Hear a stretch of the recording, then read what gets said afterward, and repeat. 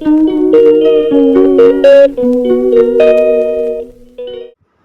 Back to my YouTube channel Alka blog में आप सबका स्वागत है। आई होप आप सब मस्त होंगे और स्वस्थ होंगे। मैं भी अच्छी हूँ। आप लोग का सपोर्ट से बहुत संभल रही हूँ, बट इन दिनों थोड़ा ज़्यादा टूट चुकी हूँ, क्योंकि ये मंथ ही हमारी ज़िंदगी, इसी मंथ में हमारी दुनिया उजड़ी हुई थी। तो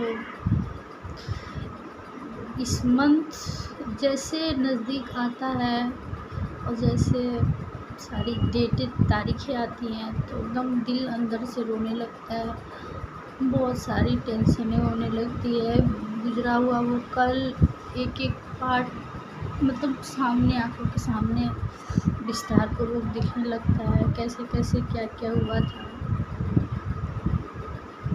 वो दिन भी हमने, ऐसे दिन भी हमने जिए हैं जिस वैसे दिनों में होश और हवास खो देते हैं। उन दिनों को भी मैंने जिया है। सांसें नहीं निकली बस जिंदा लाश। को सब्सक्राइब नहीं किया है प्लीज़ उनसे हाथ जोड़कर मेरी रिक्वेस्ट है कि आप लोग हमारे चैनल को ज़्यादा से ज़्यादा सपोर्ट करिए और ज़्यादा से ज़्यादा हमारे चैनल का लिंक शेयर करिए और आप इस बहन का मदद करिए, इस बेसहारा बहन की मदद कीजिए। आप लोग की सपोर्ट की हमें बहुत ज़्यादा ज़रूरत है। प्लीज़ आप लोग हमारा मदद करिए प्लीज़। आप लोग से मेरा आखिरी उम्मीद आप ही लोगों, सब जगह से हम हार चुके, थक चुके हैं। बस आखिरी उम्मीद आप लोग से है। आप लोग हमें निराश मत करें। आप लोग हमें हौसला देते हो इतना, इंस्टाग्राम पर भी, यूट्यूब पर भी। आप लोग हमें अपने ब्लॉग में बताया था कि मेरे हस्बैंड को अचानक सांस लेने में तकलीफ़ होने लगी और वो बहुत ज़्यादा रोने लगे। शाम का टाइम हो रहा था 4 बजे और बहुत ज़्यादा रोने लगे और मेरी मम्मी को यूँ पकड़ के बहुत रोए थे कि मम्मी मैं नहीं बचूँगा, मम्मी मेरी सांसें लेने में तकलीफ़ हो रही है। ऐसे करके पूरा रोने लगे। तब हमारी पूरी फैमिली इकट्ठा हो गई। पापा थे नहीं, बाहर थे, मतलब सड़क पर गए हुए थे। फिर पापा को भाई ने बुलाया, फिर भाई गाड़ी निकाला और फिर हम लोगों ने अस्पताल गए। इतनी जल्दी तो पटना जा नहीं सकते, करीब 2 घंटे टाइम लगते हैं जाने में पटना। फिर भी हम लोगों ने जो आरा का सदर अस्पताल है उसमें हम लोग इमरजेंसी में 8 बजे मतलब 7 बज रहा होगा, 7 बजे के टाइम हम लोग ले गए थे इनको। वहाँ पे ले गए तो जल्दी से ना डॉक्टर ने ऑक्सीजन लगाया। इनको बोला कि इनको सांसें लेने में तकलीफ़ होने लगी है क्योंकि छाती पर पानी हो रहा था इनका। तो डायलिसिस घर आए थे तो उस दिन डायलिसिस होकर ही पटना से घर आए थे, फिर भी मतलब इनको तकलीफ़ होने लगी। और फिर हम लोगों ने उस अस्पताल में मम्मी पापा भाई ने पहले लेकर गए और मैम मुझे बोला कि तुम मतलब 1-2 कपड़े पैक कर लो, हो सके तो पटना भी निकलना पड़ जाएगा। तो मैं तो घर पे रोई जा रही थी। फिर किसी भी तरीके से हमने कपड़े पैक किए और एक ऐसी झोला में डाल लिए। जब अस्पताल में सारे रिलेशन के भी आदमी आ चुके थे, सबको ही आ गया क्योंकि सबको खबर लग चुकी थी कि आज भी उनकी हालत बहुत ज़्यादा ख़राब है, पता नहीं क्या होगा क्या नहीं। तो इस वजह से हमारे आधे रिलेशन के आदमी 9 बजे तक उस अस्पताल पहुंच गए थे और डॉक्टर ने ये बोल दिया, सदर अस्पताल का डॉक्टर, कि पूरी रात की व्यवस्था हमारे पास नहीं है, इनको इमरजेंसी में पटना लेकर जाना पड़ेगा आप लोग, क्योंकि यहाँ पर डायलिसिस की व्यवस्था नहीं है, आप लोग वहाँ लेकर जाना पड़ेगा। और ऐसा था कि हम लोग को आईजीएमएस में से ज़बरदस्ती निकाला गया था कि आप घर जाओ, यहाँ सीट फुल मत करो। तो आप लोग समझ सकते हो, मतलब हम लोग को समझ में नहीं आ रहा था कि हम लोग करें भी तो क्या करें, कहाँ ले जाएं कहाँ नहीं ले जाएं। उसी बीच हम लोगों ने अपने घर पे भी खबर किया था हमारे जेठ को कि मेरे पापा ने कॉल किया था कि ऐसी ऐसी बात है, हम लोग को हो सके तो इनकी तबीयत ज़्यादा फिर ख़राब हो रही है, अभी तो सदर अस्पताल में हैं, 1 घंटा में यहाँ से हम लोग पटना के लिए निकलेंगे। रात हो रहा था, धीरे धीरे टाइमिंग भी बढ़ती नहीं जा रही थी। करीब 10 बज गए थे हम लोग के आरा में ही हम लोग को 10 बज गया था। उसके बाद हम लोग निकले। डॉक्टर बोला कि 2 घंटे पहले यहाँ ऑक्सीजन लगा कर रखते हैं, कुछ इनको रिलैक्स हो जाएगा फिर आप लोग लेकर जाना, क्योंकि गाड़ी में हम ऑक्सीजन दे नहीं सकते, उसके लिए आपको उतनी व्यवस्था नहीं है हमारे पास।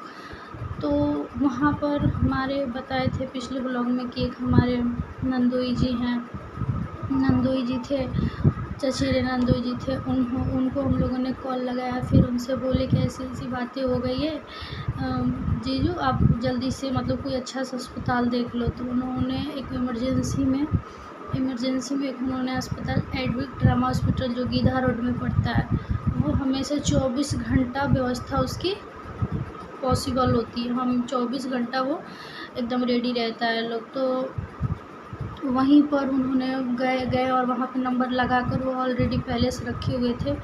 और हम लोग जैसे गए वहाँ, हम लोग को पहुँचते 12:30 हो गया था। 12:30 होने के बाद वहाँ पर वो जीजू ने नंबर लगा कर सब चीज़ रखे हुए थे।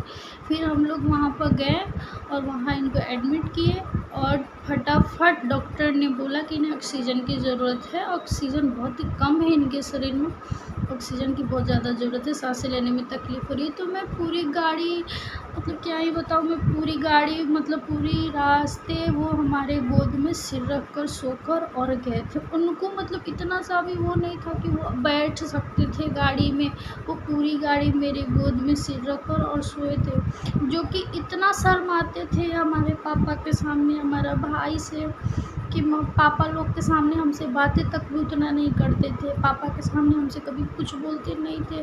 और उसी गाड़ी में हमारे पापा भी थे, उसमें मम्मी भी थी, उसमें मैं भी थी, उसमें हमारे जीजू भी थे, उसमें भाई भी था। और सबके सामने ऐसे करके लेट गए, क्योंकि उनको इतनी तबीयत उनकी ख़राब हो चुकी थी, तो कि मतलब वो अपने शरीर से पूरे मतलब थक चुके थे कि उनकी पूरी तबीयत ख़राब हो चुकी थी। फिर जब हम लोग वहाँ पहुँचे तो वहाँ नंबर लगा कर जीजू रखे हुए थे। फिर वहाँ डॉक्टर बोला कि इनको जल्द से जल्द ऑक्सीजन और डायलिसिस की ज़रूरत है, और डायलिसिस के लिए ब्लड चाहिए, ब्लड भी चढ़ेगा और डायलिसिस भी होगा। तो उसी रात को ब्लड भी आया, ब्लड भी ख़रीद कर भाई ने लाया और जीजू जो थे वो लाए, दोनों जाकर ब्लड भी लाए। फिर डायलिसिस हुआ उसी टाइम। डायलिसिस के टाइम कोई जाने नहीं देता है, बट वो प्राइवेट हॉस्पिटल था, तो मैंने उनसे रिक्वेस्ट किया, बोला कि प्लीज़ सर आप मुझे एक बार उनसे मिलने दीजिए एक बार। प्राइवेट हॉस्पिटल में तो और मिलने नहीं देता है लोग, आपको पता होगा टाइमली होता है, टाइम से आप मिल सकते हो, टाइमिंग होता है तो टाइम से ही आप मिल सकते हो। लेकिन फिर भी मेरा मन बहुत घबरा रहा था, क्योंकि रात 1 बजे ये अंदर गए हुए थे और करीब 4 बजे के लपेट 4 साढ़े 4 बजे ये बाहर निकले हुए थे। तो मतलब उतना देर वेट करना मेरे लिए बहुत अजीब लग रहा था। और मैं पूरे दिन मतलब कि नहीं सोई थी, पूरी रात में गाड़ी में बैठी रह गई। तो फिर वो ये अंदर जब गए तो मैं गेट के पास बैठी हुई थी, मैं, मेरी मम्मी, मेरे पापा, मेरे भाई, सब फैमिली अंदर बैठे हुए थे गेट के पास। अब निकलेंगे डायलिसिस होगा। तो वो एक दौर हम लोग का अजीब सा था, मतलब समझ नहीं आ रहा था कि ये भगवान ये रोग कैसे हमारे घर में दे दिए। भगवान कभी किसी को ये दिन ना देखना पड़े जो हमने देखे, जो हमारे बच्चे ने झेला है। इतना छोटा बच्चा जो मेरा कष्ट किया है वो मैं जानती हूँ, एक माँ जानती है। इतना छोटा होने के बाद भी अपने पिता के लिए बहुत संघर्ष किया है, बिन दूध पिए बिन खाए 4 दिन 5 दिन रहा है ये। ऐसे कोई बच्चों को आप छोड़ दो, कुछ बिन खिलाए पिलाए तो बीमार पड़ जाता है। और वो स्थिति में मेरा बेटा बिन कुछ खाए बिन कुछ पिए ऐसे यूँ पड़ा रहता था, ना कोई देखने वाला था ना कुछ उसको, क्योंकि सब के सब उनकी तरफ सबका ध्यान रहता था, सब उनमें बिजी रहते थे, कुछ ना कुछ उनको प्रॉब्लम मतलब डॉक्टर बता ही देता था, तो हमेशा वो घबराहट सी होने लगती थी और कोई उनमें बिजी हो जाता था। डायलिसिस भी हो गया, सुबह भी हो गया, लेकिन हमारे ससुराल से कोई नहीं गया, हमारा जेठ भी नहीं गया भी नहीं। और तो और 4 दिन तक ले फ़ोन तक भी नहीं किया कि हाँ कल फिर से ले गए वो लोग, आप लोग तो किस हॉस्पिटल में हो, नहीं हो, क्या हो रहा है, नहीं हो रहा है, कोई कुछ खबर नहीं था। 4 दिन तक कोई उसको मतलब पूछने वाले भी नहीं था कोई कि पूछ ले कम से कम कि हाँ फिर से ले गए हो तो कैसी स्थिति है उसकी, क्या है नहीं है।